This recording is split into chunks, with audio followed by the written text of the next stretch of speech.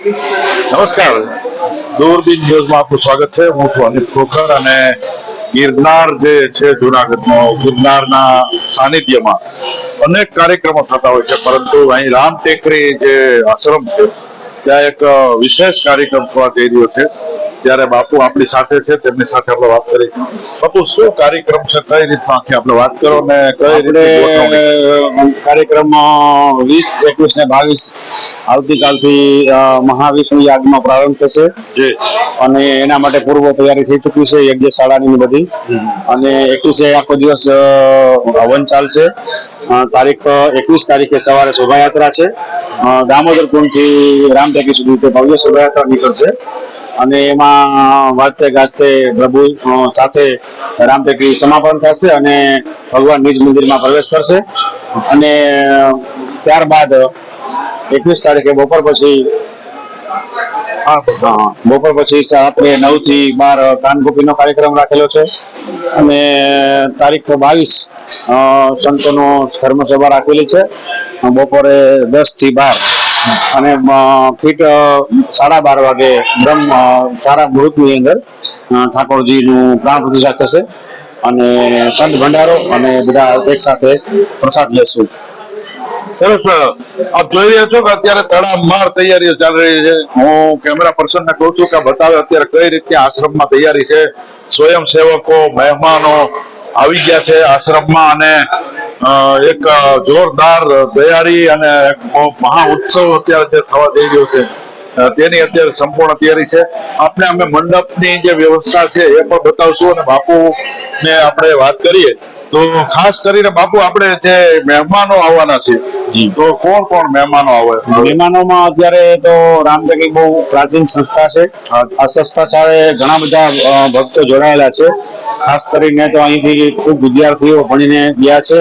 તો આખા ભારત વર્ષથી બધા વિદ્યાર્થીઓ આવશે, તેમજ આ સંસ્થાના જે અનુયાયીઓ છે એ બધા આવશે.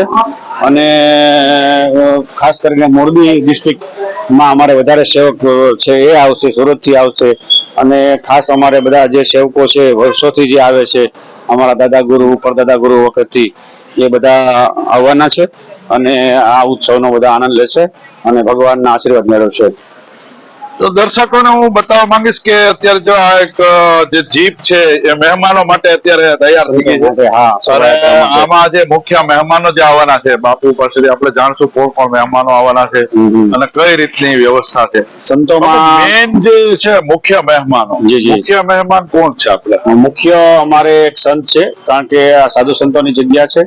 અને અમારે ભીલવાડા રાજસ્થાનમાં અમારે પંચમુખી દરબાર છે, ત્યાંથી લક્ષ્મણદાસજી મહારાજ પધારશે. મહાત્યાગી છે લક્ષ્મણદાસજી મહારાજ, એ અમારા મુખ્ય મહેમાન છે. ત્યારબાદ જગન્નાથજી મંદિરથી દિલીપદાસજી મહારાજ, જે પ્રાચીન આપણું અમદાવાદ જગન્નાથ મંદિર છે, તેમના શ્રીમાન મહંત શ્રી દિલીપદાસજી મહારાજ પણ પધારવાના છે. અને સૌરાષ્ટ્રભરના સાયલાથી દુર્ગાદાસજી મહારાજ પધારશે. શિવરામદાસજી મહારાજ મોરબીથી પધારશે. મોરબીથી મા કનકેશ્વરી દેવીજી પધારશે. તેમજ જુનાગઢથી શેરનાથ બાપુ પધારશે. તેમજ અમારા ભારત સાધુ સમાજના પ્રમુખ શ્રી મુક્તાનંદજી મહારાજ પધારશે. પરબધામથી કરસનદાસજી બાપુ પધારશે. તેમજ વિવિધ ક્ષેત્રોથી ગુજરાત સૌરાષ્ટ્રમાંથી મુખ્ય જેટલી જગ્યાઓ છે, જલારામપુરથી રઘુરામ બાપા પધારવાના છે. એવી રીતે દરેક સંતો ભક્તો પધારશે અને યજ્ઞ નારાયણના દર્શન કરશે અને આશીર્વાદ આપશે આપણને. હું દર્શકોને બતાવીશ કે આ જે અત્યારે યજ્ઞ કુંડ તૈયાર થઈ ગયા છે, અહીંયા હવન થશે અને આપ બિલકુલ પાછળ જે આપણે હું બતાવીશ કે જે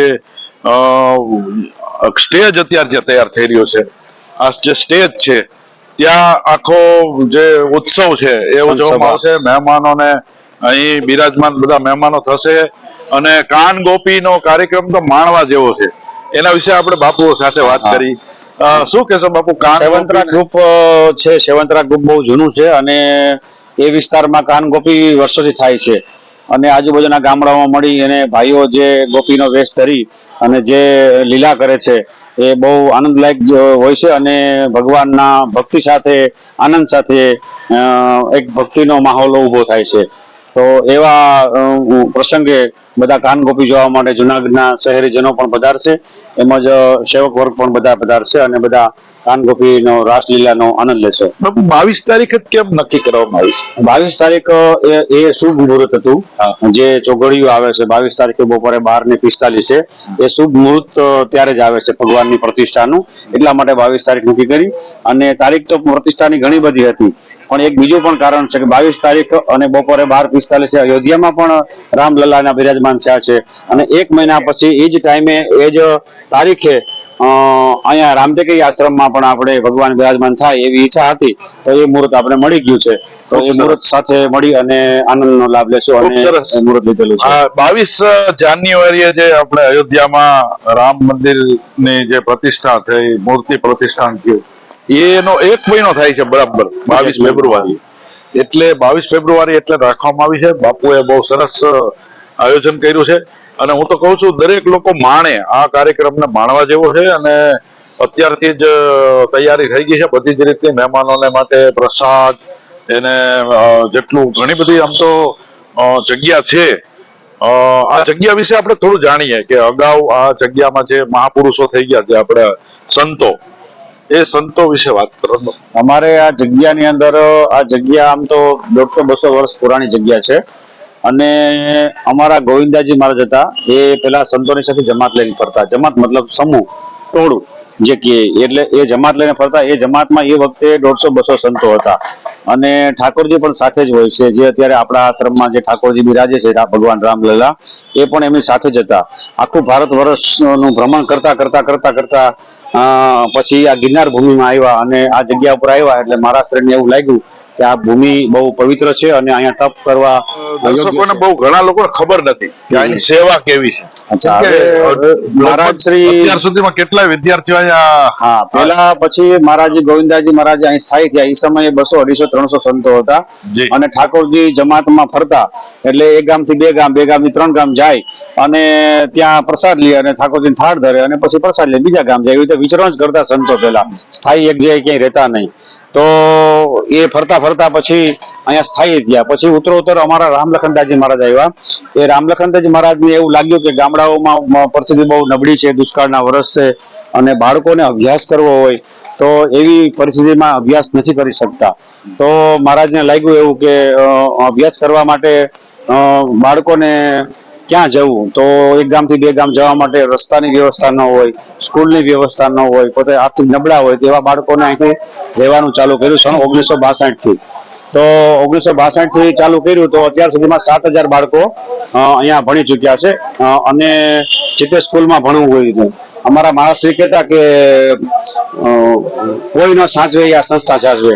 હોશિયાર હોય એને તો કોઈ બી સ્કૂલમાં એડમિશન મળશે, પણ જેની પાસે પૈસા પણ નથી, અને જે ભણવામાં એટલા હોશિયાર નથી, અને જેની આર્થિક સ્થિતિ નબળી છે, એ ભણાવી શકે એમ નથી, તો એવા વિદ્યાર્થી ક્યાં ભણે? તો એવા માટે આ સંસ્થા હતી કે જેને કોઈ ન સાચવે એના સંસ્થા સાચવતી, જેનો કોઈ નો હાથ પકડે એના અમારા ગુરુ મહારાજ હાથ પકડતા, એને ભણાવતા ગણાવતા, સ્કૂલ, ચોપડા, પુસ્તકો, અને ઘરે જવાના ટિકિટ ભરાના પણ પૈસા આપતા, અને નોકરી લગાવવા માટે પણ એ પૂરી મહેનત કરતા, અને પોતે સમાજમાં સ્થાયી થાય અને પોતાના ધંધામાં વિકસિત થાય અને પોતે પગભર નિર્ભર થાય, એ રીતની વ્યવસ્થા અમારા ગુરુ મહારાજ કરતા. ગરીબ જે વિદ્યાર્થીઓને સાચવવામાં આવ્યા, એમને ટિકિટ ભાડું પણ દેતા, એવું સાંભળવા મળ્યું છે કે એ વિદ્યાર્થીઓ આજે બહુ ઊંચી પોસ્ટ ઉપર છે, દેશની સેવા કરી રહ્યા છે. એવા ઘણા વિદ્યાર્થીઓના એ વિદ્યાર્થીઓ અહીંયા કાર્યક્રમમાં આવવાના પણ છે. હા, અમારે અહીંયા વિદ્યાર્થીઓ કોઈ ગુજરાત ગવર્મેન્ટની કોઈ એવી જગ્યા નહીં હોય કે એમાં સર્વિસ નહીં કરતા હોય.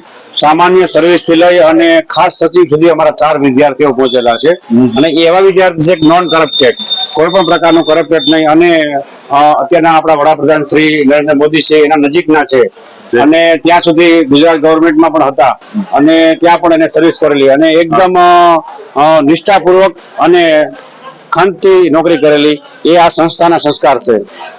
બરાબર બાપુ, આપણે આ જે કાર્યક્રમમાં ઘણા વિદ્યાર્થીઓ પણ પધારવાના છે.